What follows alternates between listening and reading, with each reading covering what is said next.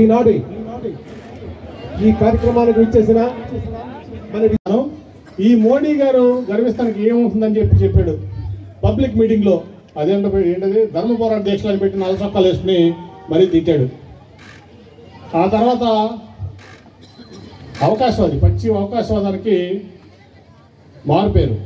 నేను ప్రత్యక్ష సాక్ష్యం వీటన్నిటి కూడా. ఎందుకంటే నేనే అవిశ్వాస తీర్మానం ప్రవేశపెట్టా. నేనే పెట్టినప్పుడు అసలు ఎక్కడ మోడీ గారు ఓడిపోతున్నాడు అనేది ఆయనకి సమాచారం. ఆ రోజున వింటారు అందరూ. 2018లో మోడీ గారు ఓడిపోతున్నారని సమాచారం. ఆ సమాచారాన్ని పట్టుకుని వీళ్ళందరినీ ఈ చిన్న గుంపులుగా ఉన్నటువంటి పార్టీలన్నింటినీ ఇచ్చేసి ప్రధానమంత్రి కూర్చొని ఒక పెద్ద ఎత్తేసాడు. ఆయన ఎత్తేసి మోడీ గారిని బీజేపీని తిట్టడం మొదలుపెట్టాడు. దాంట్లో మమ్మల్ని కూడా వాడేశాడు ఫుల్గా. సరే మేము కూడా రాష్ట్రం కోసం అంటున్నాడు కదా, మేము కూడా పాలిటిక్స్లో అంతా సీనియర్లు కాదు. ఆ రోజున రాష్ట్రం కోసం అంటున్నాడు, ఈ రాష్ట్ర భవిష్యత్తు కోసం, రాష్ట్ర భవిష్యత్తు కోసం అంటున్నాడు. అంతకుముందేమో మోడీ గారు ఇచ్చిన ప్యాకేజ్ ముద్దు అన్నాడు. వెంటనే తిప్పి ప్యాకేజీ ముద్దు కాదు, స్పెషల్ కేటగిరీ స్టేటస్ కావాలన్నాడు. అదే అయిపోయింది. ప్రధానమంత్రి అయిపోదామని పాపం కళ్ళగని రాహుల్ గాంధీ పిలవలే. మేము ఉన్నాం ఆ రోజున. వెళ్ళి రాహుల్ గాంధీ దగ్గరికి వెళ్ళిపోయాడు తిన్నగా. ఆయన పిలవలేదు, అపాయింట్మెంట్ పెట్టలేదు. వెళ్ళిపోయి ఆయనతో పాటు కలిసి మరి థర్డ్ ఫ్రంట్ అన్నాడు, అది అన్నాడు, ఇది అన్నాడు. ఆ తర్వాత అన్ని రాష్ట్రాలు తిరిగాడు. తిరిగి ప్రధానమంత్రి అవ్వాలనే ఒక ఉద్దేశంతో, దురుద్దేశంతో తిరిగి అందరినీ మమతా బెనర్జీని, కుమారస్వామి అందరినీ ఏకం చేద్దామని చూశాడు. కేజ్రీవాల్ అందరినీ. అయిపోయింది. ఒక్క బోర్లో పడ్డాడు కిందకి. అవునా? మీరందరూ కలిసి జగన్మోహన్ రెడ్డి గారు 151 సీట్లు ఇచ్చి కింద పడితే ముక్కు మొహం చెదిరిపోయి మైండ్ బ్లాంక్ అయిపోయింది అనమాట. దెమ్మ తిరిగి మైండ్ బ్లాంక్ అయిపోయింది. మహేష్ బాబు అంటాడు కదా, ఆ టైంలో మైండ్ బ్లాంక్ అయిపోయి ఒక పిచ్చి కొడుకుని, పిచ్చి తండ్రి ముసలోడు అయిపోయాడు పాపం ఆయన.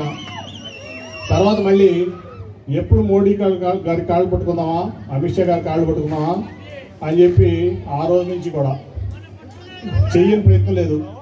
ఏదో ఒక ఫంక్షన్లో మోడీ గారు ఆహ్వానం పంపిస్తే అందరికీ ఈయన వెళ్ళి ఆ వరండాలో నుంచి టీ తాగుతా మోడీ గారు నన్ను పిలిచారు, నేను లేకపోతే అసలు ఈ భారతదేశం అల్లకల్లోలం అయిపోతుందని చెప్పి నన్ను పిలిచారు. నా టీ తాగుతా ఒక ఫోటో పెట్టించాడు పియ్యతో. ఆంధ్రజ్యోతి, ఈనాడు, TV5 అన్నీ కూడా అసలు బ్రహ్మాండంగా అసలు మోడీ గారు చంద్రబాబు నాయుడు గారిని వచ్చి భారతదేశాన్ని నేలమని చెప్పారు. బాబు షూరిటీ ఎవరికి? బాబు షూరిటీ బుర్రలేని లోకేష్కి. బాబు గ్యారంటీ ఎవరికి? ఆయన కుటుంబానికి తప్ప ఎవరికి గ్యారంటీ లేదు. ఇప్పుడు పాపం నిన్న మొన్న చూసుంటారు, ఇక్కడ మాజీ మంత్రి కూడా చంద్రబాబు నాయుడు గారి భార్య ఇంటికి వస్తే పరామర్శిస్తానికి అతను కూడా టికెట్ అడుక్కోవాల్సిన పరిస్థితి వచ్చింది మాజీ మంత్రికి. అంటే పాపం మాజీ మంత్రి కూడా ఇంత కట్టుబడి ఉండడానికి ఆయన కూడా గ్యారంటీ లేదు. బుర్ర లేని లోకేష్కి తప్ప ఎవరికి గ్యారంటీ లేదు. బాబు చంద్రబాబు నాయుడు గారి షూరిటీ కానీ గ్యారంటీ కానీ బుర్ర లేని లోకేష్కి, ఎందుకు పనికిరాని లోకేష్కి తప్ప ఎవరికి గ్యారంటీ లేదు. ఇచ్చిన మాట తప్పటమే చంద్రబాబు గారి యొక్క నైజం. అట్లాగే పాపం బుర్రలేని లోకేష్, పనికిమాల లోకేష్ ఒక రెడ్ బుక్ అని పెట్టుకుంటున్నాడు, తిరుగుతున్నాడు. రెడ్ బుక్ లో రాస్తున్నా. రెడ్ బుక్ లో రాసి మడత ఎక్కడ పెట్టి మడత పెట్టి ఎక్కడ పెట్టుకుంటావు? ఓడిపోతాము. రెడ్ బుక్ మడత పెట్టి ఎక్కడ పెట్టుకోవాలి? ఎక్కడ పెట్టుకుంటావు? జేబులో పెట్టుకుంటావా, ఇంకెక్కడ పెట్టుకుంటావా? నువ్వు ఓడిపోయేవాడివి. ఇవాళ 2.5 లక్షల కోట్లు పేద ప్రజలకు పంచి